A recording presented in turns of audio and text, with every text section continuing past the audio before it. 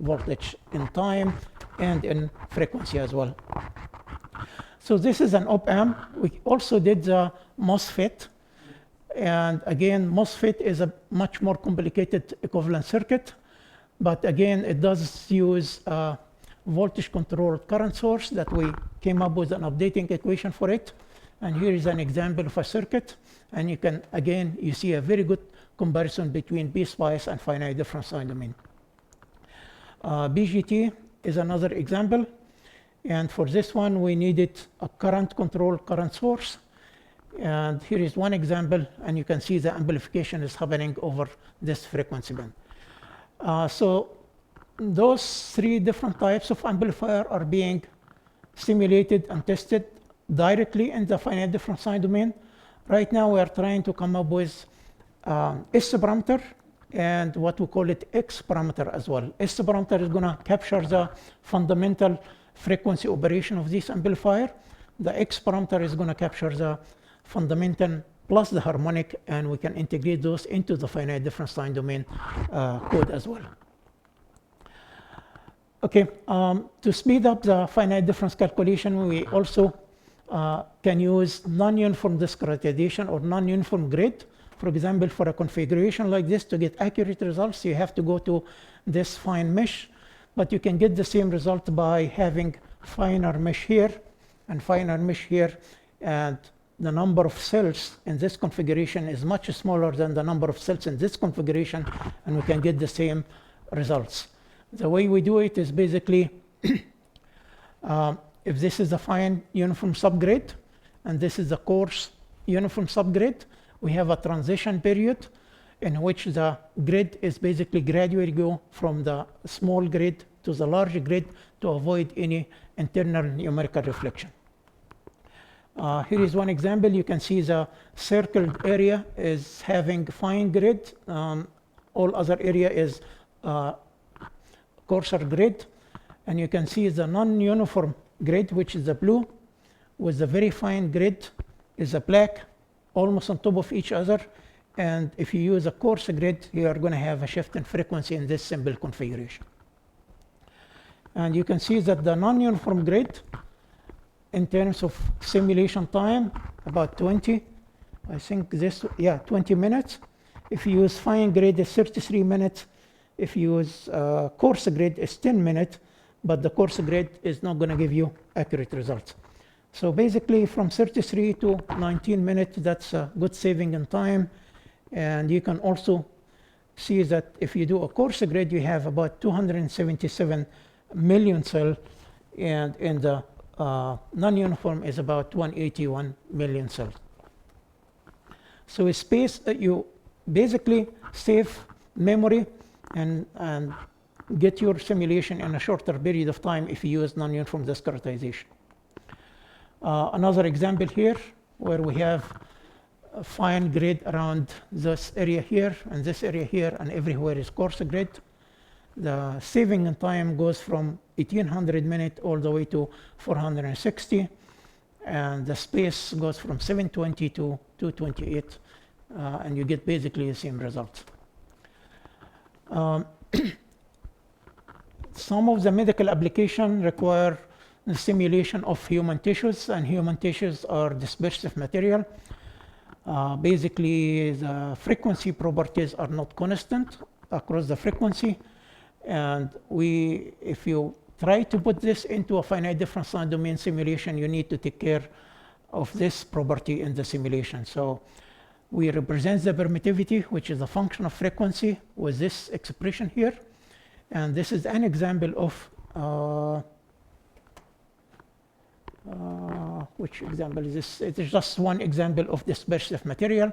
You can see that the real part changing as a function of frequency, and the imaginary part also changes as a function of frequency.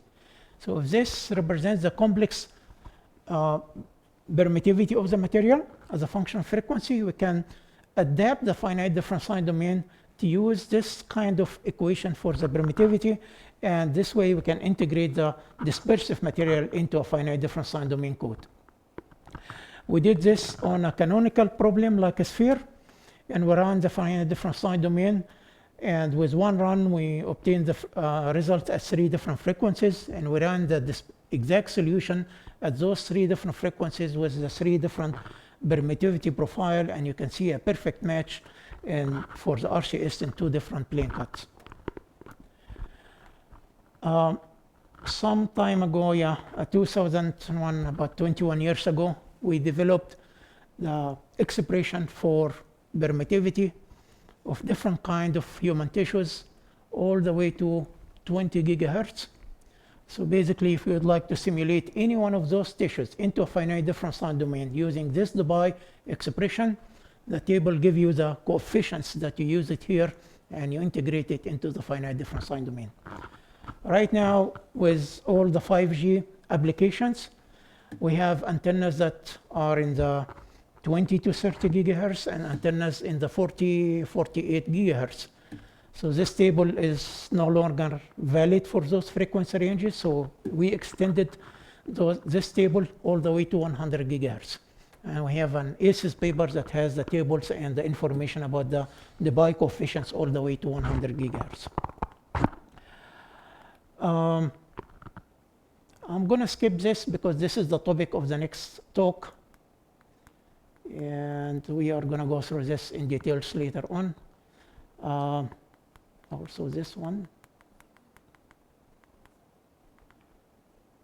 Of course, finite difference time domain provide all kinds of capabilities in terms of visualization. This is a very simple program at the very end of the first chapter in the book, where we have a pulse in the middle here propagating in both sides, perfect electric conductor.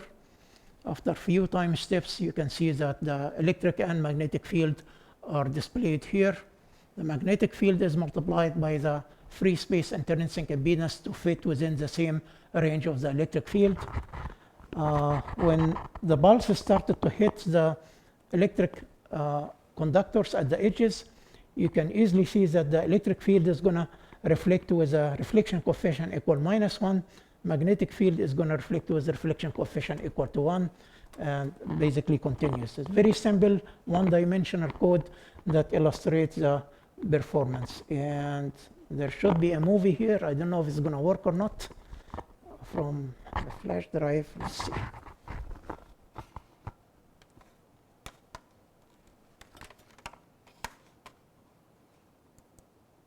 Yeah. You can see the E and H field component, how they interact with each other and basically interact with the perfect electric conductor. It's a very simple code, not very long, and everyone can download it and run it as well. All kind of simulation capabilities with the finite difference time domain. This is, for example, the electric slab, plane wave propagating through the slab, middle of the slab, at the end of the slab. This is 2-dimension simulation for a line source illuminating a square cylinder. And this is basically the time domain simulation. And once the simulation is done, you can, before you run the simulation, you can determine what frequencies, what is the field distribution in the near field at different frequencies. You can set up all those frequencies. Once the time domain is done, then you can see figures like this. Let me see if the time domain simulation is going to work.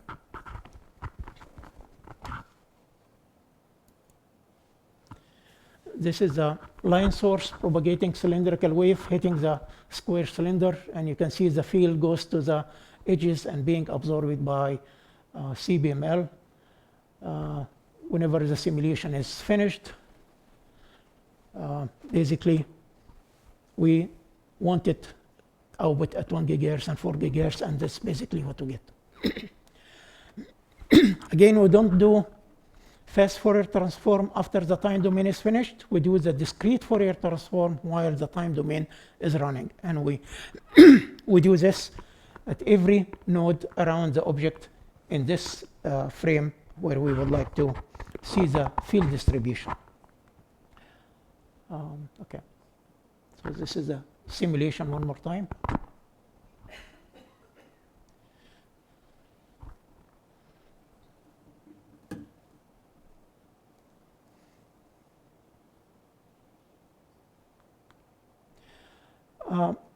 The previous simulation was a perfect electric conductor. In this simulation, we have a circular dielectric cylinder. And if we run the simulation, you can see that the field goes into the cylinder, oscillates through the cylinder, and additional field components are going to be generated when it's done. Basically, you can see again the field distribution inside the cylinder and outside the cylinder at different frequency component. You can also do the animation for three-dimensional object. This is a dielectric sphere and the plane wave going from this direction, and at different time step you can see the field distribution. And in this case we have a line source and a dielectric cylinder. It is basically animation similar to what I showed you before, but the things that we have here is that the calculation are being done on the GPU, and the animation on the screen is basically done with the same card, which is the GPU. If we run this on the CPU, that would be our performance. If we run it on the GPU, that's basically our performance. So 900 million cells per second execution for a two-dimensional problem on a GPU, that's basically doing the calculation and visualization as well. We can accelerate the finite difference time domain using C and CUDA and run it on a GPU. If we don't have a GPU, then basically we use a FORTRAN code with executable to run it on the CPU. This is basically some of the features in our code and some of the objects that we pre-built object that you can build complicated object out of them. All these circuit elements are integrated into it. Here is one example of, this example was done many years ago. It took about 0.7 minutes on, if you remember, GTX 480, that's more than 12 years old graphic card. But the execution performance here is about 750 million cells per second execution. This is another EBG structure. You see this is the same loop here, and then you don't see any good operating frequency here. When you put an EBG structure under it, and now we have a very wide capability in this frequency range. But this computational domain, number of time steps is the same, number of cells is the same. You see this here has 2.5 million cells, 12,000 time step. This is still 2.5 million cells, 12,000 time step. This simulation took the same amount of minutes, less than 1 minute, to be executed. If you try to do this using finite element, you really have to mesh every gap on every EBG structure here. And I am sure that the simulation using finite element in this configuration would be tremendously different than each other. In the finite difference time domain, we don't have any difference at all, and we're predicting the performance. I may have shown you this circularly polarized antenna in the previous presentation, and it's being done also with the finite difference design, where we have fine grid here around the areas where we have traces and coarse grid everywhere else.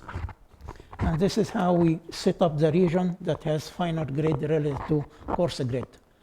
And basically results and comparison with each of these results, and comparison with measurement as well. Another type of antenna using coplanar waveguide structure. Vivaldi antenna is a very wide band antenna, and you can see one element here, radiation pattern, and also the performance as a function input reflection coefficient. And you can see the radiation pattern, and you can see the band of operation. That's about 5.5 all the way to 10 gigahertz operating for this wideband antenna. We also created dual polarized Vivaldi antenna. The feeding structure is what you see it here, and these images are coming directly from the simulator, and you can see the wideband characteristic except for maybe those glitches here, that basically this is all under 10 gigahertz, under minus 10 dB. radiation pattern for this configuration. And here I'm showing you a very simplified dipole antenna. And the reason for this, and predicted the patterns that we would predict from a dipole antenna. But the capabilities that we have right now is that with a simple editing command, we can extend this dipole antenna into antenna arrays. We can do the same thing with any kind of antenna. You can build one antenna and you extend it to arrays, and basically you can see the same ST2, for example, operating at the same frequency. You can also look at the coupling, and this coupling is about minus 25 dB coupling across very wide bandwidths between the elements. And the nice feature here is that you can do phased antenna system. You can define the amplitude and phase for each element and predict the far field. You don't really need to rerun the time domain. You just run the time domain one time, and post-processing, you can assign the amplitude and phase for each element to provide beam scanning capability. For example, for broadside direction with no phase difference, that's the pattern. And analytically, this is the expression. So we're trying to compare what we predict analytically and what we get with the finite difference time domain. So if I put those phase differences, progressive phase shift here with 40 degrees, you can expect the tilting of the main beam coming from the finite difference time domain simulation. That's the pattern that you can get also from the analytical expression. We use a finite difference time domain for very complicated tightly coupled dipole antenna. This configuration here, 1, 2, 3. This is 5 by 5 elements, and you can see the bandwidth improvement here. This took 107 minutes, and the performance on this for this computation was 4.4 billion cells per second execution. When we tried to run this on HFSS, it took days to run to be able to achieve this. So here is the performance in terms of coupling, in terms of the individual S parameters. One linear array, and the reason I'm showing this because you can look at the passive S parameter and the active S parameter. In antenna arrays, you really need to look also at the passive, at the active S parameter and see if the bandwidth is going to change or not. And you can see a very good comparison with CEMS and HFSS and CST as well. This is the bandwidth for S parameter using active S parameter, passive S parameter using finite difference time domain, and infinite array configuration. The papers that address this type of antenna, they couldn't do the actual full simulation, so they simulated one element and used periodic boundary condition. Although in finite difference time domain, we simulate the actual number of elements, and you can see a little bit of difference between those different simulations. We also simulated a rocket hit by incident plane wave, and you can see with one time domain simulation, you can predict the RCS at different frequencies. In fact, when we ran this simulation, we ran it for 8 different frequencies. One run give us all the frequency response like this. This was in this direction. This one, yeah, this is the RCS in XY plane, and this is the RCS in YZ plane. This is the RCS in XY plane under different orientation of the incident wave, and then the YZ plane.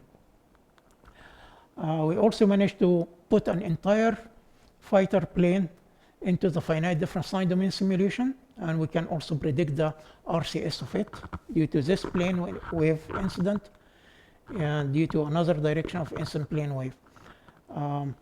This simulation and the previous simulation, as I recall, didn't take more than 4 or 5 minutes on a desktop that has 2 graphic cards. I hope I have this information. Yeah. So simulation time is about 4.6 minutes for this entire plane. The performance is about 6.6 billion cells per second, and the domain size was 122 million cells. So, and you can see the dimensions in terms of wavelengths. It's 40 by 26 by about 12.5 lambda that we managed to be able to do this simulation using one computer. So the performance of the finite difference time domain that we have right now, actually in 2018 we ran specs on the performance. On the 2080 graphic card, we can end up with about 4.6 billion cells per second execution. Last year, we used 2 new graphic cards. At that time, they are not the most updating graphic card, the most advanced graphic card, but we can reach almost 10 billion cells per second execution, and we can perform simulation beyond 600 million cells. And this we can do it on one computer that has 2 Titan RTX, on one computer that has, on a computer that has only one graphic card, we can reach about 5 billion cells per second, and we can simulate up to 400 million cells.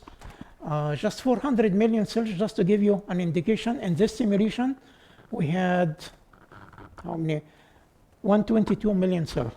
So 122 million cells falls here for the aeroplane simulation, and we can simulate it using even the 2080 series graphic card, or even this green one here, which is the 2080 also graphic card with 8 GB of RAM.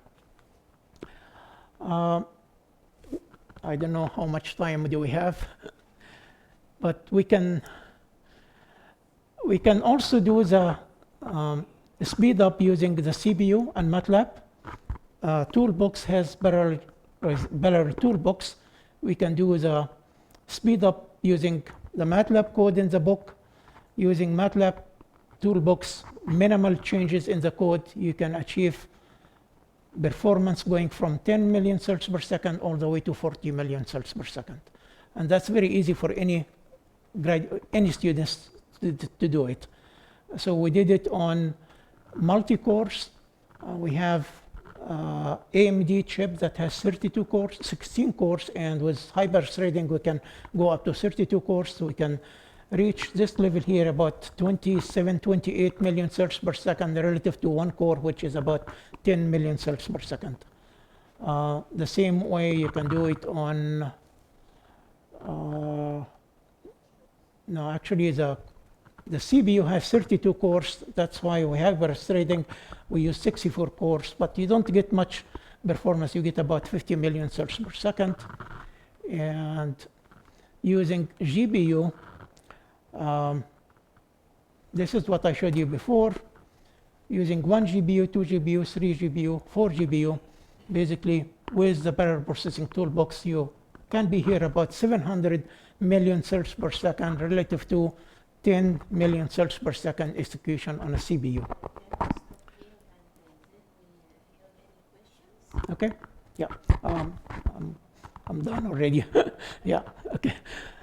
Yeah, future work is basically we are working on cylindrical finite difference time domain, and as I mentioned before, we are using X parameter rather than S parameter right now to include the harmonic in the nonlinear devices.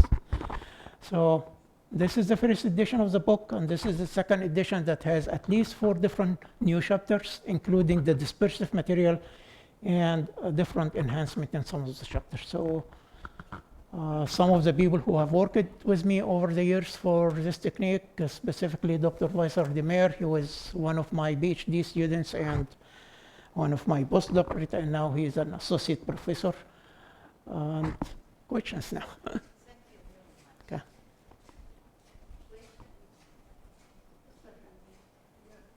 You mentioned the dispersive material. What about the anisotropic material? We have 2 papers on anisotropic material, but I didn't present anything about them. If you search under Fatih, Means that from the starting equations we must be taken into consideration. يعني from the starting equations of Maxwell's equations must be considered. yeah, You published 2 papers. we publish at least a paper or 2 in anisotropic material. Yes. Anisotropic materials with finite difference time domain. Yes. They are in ACES journal, and under my name and another person, his name is Fatih. Yes. Yeah. So all يعني this presentation for isotropic materials Correct. can be dispersive or non-dispersive. Yeah, Right. correct. Yeah. Okay. Thank you. Thank you very much. Yeah. What, Doctor, another question. يعني, what about the airplane? يعني you considered it port 2? يعني there is a port 1 giving a signal, and this is port 2 receiving a signal, and you are analyzing the electric and magnetic field within the body of the airplane, or In the how it's considered? يعني? In the airplane simulation, we didn't use near field sources. So we didn't use voltage source, we didn't put an antenna on the airplane. We were looking at the RCS. For the RCS, you need to excite the plane by a plane wave. So we were using far zone sources, plane wave hitting the airplane, Yes. and then we're looking at the scattered field. As if it is a target to be of a radar. As Yes. a target of a radar. Yeah. With a plane, targeted with a plane wave. Yes, basically a radar system is gonna initiate this plane wave hitting the aeroplane, Yes. and the radar system is gonna receive a scatter signal from the aeroplane, and that's basically the frequency response of the This is the backward. This yes. is the backward from Yeah. the Yeah. aeroplane. Yeah.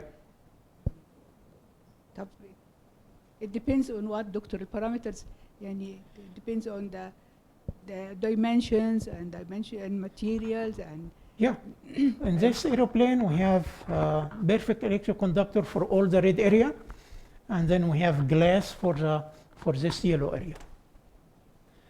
Now the question would be, how did I integrate this into the finite difference time domain? Yes.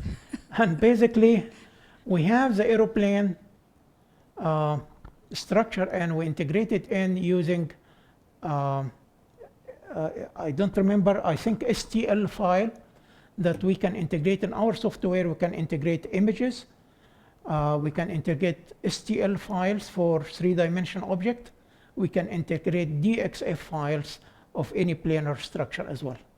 So if you generate a CAD model of a scatterer, we can, one of the format of the CAD model, we can integrate it into the finite difference time domain. Okay. Thank you. You're welcome. Thank you very much, Dr. Okay. Atef. And we'll wait for 10 minutes. Okay, and then we'll start the Short